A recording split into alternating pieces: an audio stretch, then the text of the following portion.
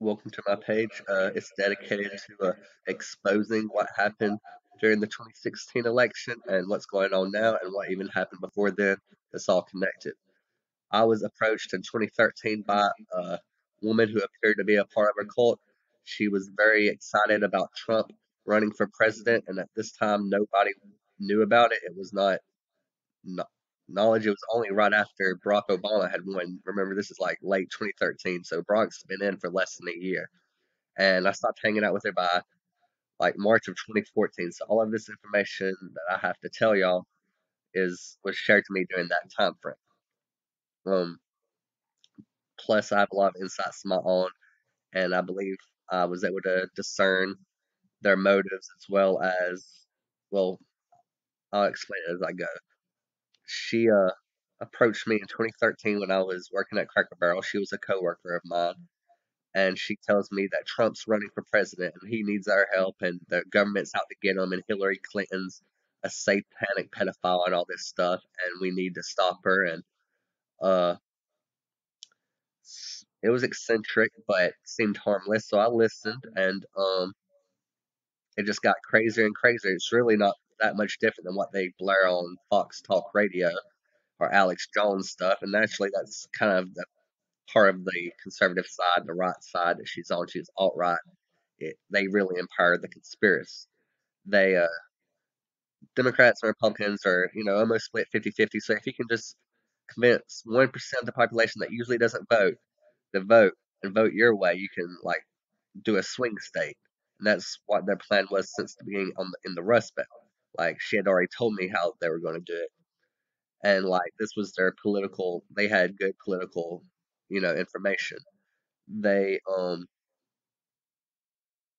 Well, I'll get into that in a later video. This one's just to let you know it's in fact not fake news. That just like with the inauguration photo, that was not doctored. Do not trust him over our own Parks Department. Just like he says Russia's fake news, do not trust him over the CIA, over the FBI, over everyone. Like you have eyes and ears. Do not surrender your heart and pretend you're deaf, blind, and dumb. Like he offers us nothing except division. Exactly what Russia wanted, exactly what they did in Europe for Brexit. They wanted Britain split up. They want us all segregated, and just hating one another and not noticing that Russia's doing human trafficking and killing reporters and killing people overseas and doing gay concentration camps. They want us weak and at each other's throats. And again, this is not the fault of minorities. This is the fault of people who oppress minorities and leak the information and then exploit it for their personal benefit. And that's what they've done. And he does this kind of stuff like Ted Cruz during the campaign. He leaked, or, fake news rather, like the stuff the conservatives believe is fake. The stuff they get liberals with is mostly just leaked real information. uh, the information he leaked on Cruz was that his father was the Zodiac killer, or he killed JFK. Like he just kept pushing that narrative.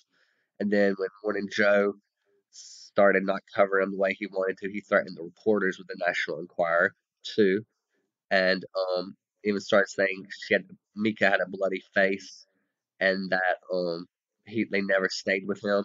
There's pictures of them staying there for 3 days, and she did not have a bloody face. Like he just lies all the time. Everything he calls a lie has nothing to do if it's the truth or not. It's just if it hurts him, he'll call it a lie. He's a liar himself, and what he stands for is just the worst of humanity: narcissism, bigotry. Like you don't want to go before God and explain why you supported him, and then start rattling off about Hillary Clinton. Like that won't even work on a cop.